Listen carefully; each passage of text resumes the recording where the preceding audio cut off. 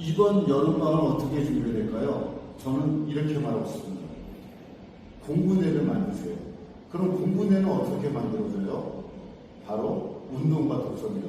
그 전에 아이가 스마트폰 관리를 어떻게 해야 되는지부터 머릿속에 확실하게 박아주셔야 됩니다.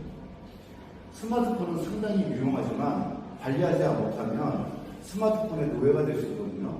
그래서 먼저 스마트폰 관리 요령부터 알려주고 스마트폰 관리를 하면서 아이에게 운동과 독서를 시켜야 돼요. 그럼 운동은 어떻게 좋으냐면 돈 안 들고 부상이 그래도 가장 좋은 게 달리기와 걷기예요. 달리기는 무척 힘듭니다. 하지만 10분을 달리고 또는 내가 정한 20분을 달리고 그 도달하면 어마어마한 성취감을 느껴요. 말도 못할 행복감을 느낍니다.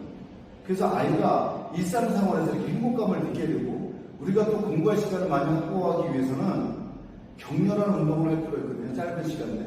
그래서 달리기가 너무 힘들면 걷기부터 시작해야 됩니다. 그래서 운동을 통해서 아이의 체력을 키워주고 그러면서 독서인데 중요한 건 뭐냐면 책을 제대로 보는 요령부터 가르쳐야 돼요. 무턱대고 독서시키는 게 아니라 우리나라 일파강사가 누구죠? 전우진 선생님이죠. 1년에 200억을 벌죠. 이분이 이런 얘기를 해요. 내가 공부를 잘하게 된 이유가 뭐냐면 아무것도 안 하고 텍스트를 볼 수 있는 능력을 키웠다. 3달 동안. 그래서 이 동영상 끝나고 나서 전우진 선생님 인터뷰 2분짜리를 붙여볼 테니까 한번 제대로 보세요. 책을 제대로 읽는 방법부터 가르쳐야 됩니다. 또한 아이의 인생, 어른의 인생도 마찬가지입니다. 가장 중요한 3가지가 뭐냐면 인간관계, 건강, 돈입니다. 그랬을 때 인간관계에 가장 큰 도움이 되는 책이 뭐냐? 데일 카네기의 인간관계론이에요. 이 책은 성경다음으로 많이 팔릴 정도로 좋은 책입니다. 그래서 인간관계론만 제대로 읽고 내가 실천한다면 인간관계는 더할 나위 없이 좋아지거든요.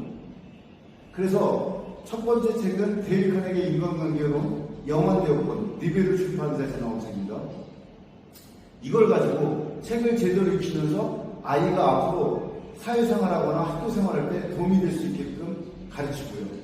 두 번째는 뭐냐? 스트레스의 힘. 그러니까 우리가 잘못 알고 있는 게 스트레스가 독이라고 알고 있는데 그렇지 않습니다. 스트레스는 우리에게 약입니다. 그러니까 인생 자체가 그래요. 인생은 사건이 아니라 해석에 달린 것처럼 스트레스를 우리가 어떻게 생각하느냐에 따라 달라집니다. 실제로 성공한 사람들 또는 위인들은 시련과 역경을 다 겪었습니다.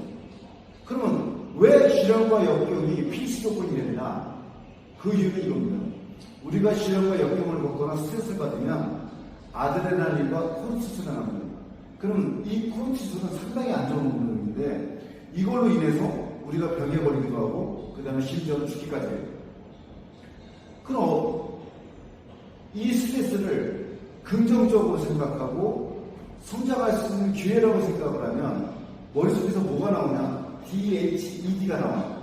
이 호르몬은 치유해주고 진짜로 성장시켜주고 머리를 좋게 만들어줍니다. 그래서 이 DHED가 언제 나오나? 스트레스라는 상황일 때만 나와요. 첫째, 스트레스야. 두 번째는 뭐야? 긍정적으로 생각합니다. 내가 이게 성장할 수 있는 기회야 또는 의미를 부여해. 그래서 자기개발서 보면 반드시 나오는 게 빅터 프랭클의 죽음의 수용소에서잖아요. 왜냐하면 아우슈비츠 그 힘든 환경에서 의미를 부여하니까 긍정적인 해석을 하니까 어마어마한 발전을 하는 거죠. 그러니까 사건, 이뤄진 일은 중요하지 않아요. 그걸 어떻게 우리가 받아들이냐, 그걸 기회로 여기느냐, 스트레스에 대한 인식의 문제예요. 아이가 무적입니다. 인간관계와 스트레스를 전환시켜서 승화시킨다. 모든 잘할 수 있습니다. 그래서 근본적인 공부는 운동과 독서고, 그리고 특히 독서에서 인간관계론과 이번에 스트레스 힘을 마스터하면 천하무적입니다. 그래서 만약에 아이가 국제학교를 진학하거나 아니면 학교 생활을 하더라도 이 두 가지만 봤을 때는 어마어마한 성장을 할 수 있고요. 따라서 우리가 아이한테 평생 물려줄 재산 또한 바로 운동과 독서예요.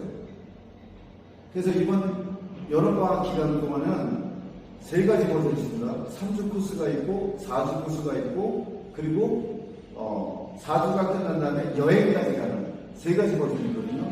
그래서 시작은 7월 20일 날 시작해서 8월 10일 날 끝나는 코스가 있고요. 7월 20일 시작해서 8월 17일 날 끝나는 4주 코스가 있고, 우리가 이 모든 캠프는 최적의 환경인 말레이시아 쿠알라룸푸르 고급 리조트입니다. 여기서 수영장, 사우나, 헬스 다 있거든요. 근데 전 세계에서 가장 중요한 두 개의 도시를 꼽으라면 저는 뉴욕과 벵갈루를 꼽습니다. 그래서 제가 올해 3월 달에 뉴욕과 벵갈루를 거닐다라는 책을 펴냈습니다. 근데 우리나라에서 벵갈루를 가려면 직항이 없어요.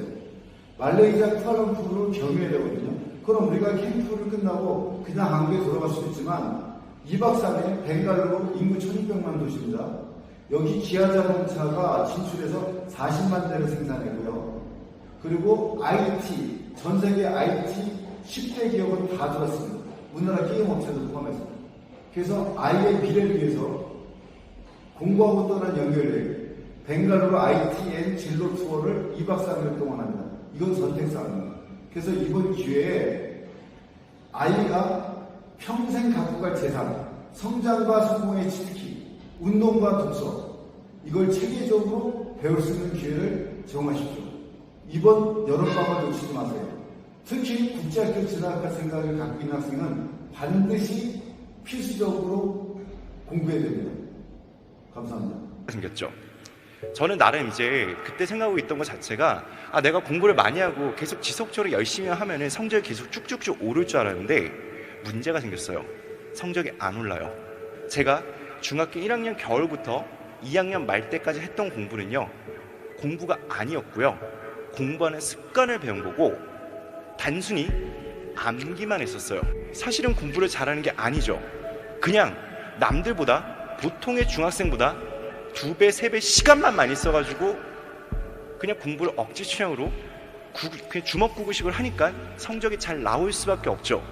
근데 문제는 이때 딱 이 생각이 들었어요. 내가 더 이상 텍스트를 읽을 능력이 없으면은 공부를 할 수가 없겠구나. 자, 그리고 제가 중학교 2학년 겨울방학 때 모든 공부를 접었습니다. 접고 나서 제가 3달 동안 딱 뭐만 했냐면요, 제가 읽을 수 있는 책을 싹 다 읽었어요. 일단은 책도 벼락치기로 읽은 거죠.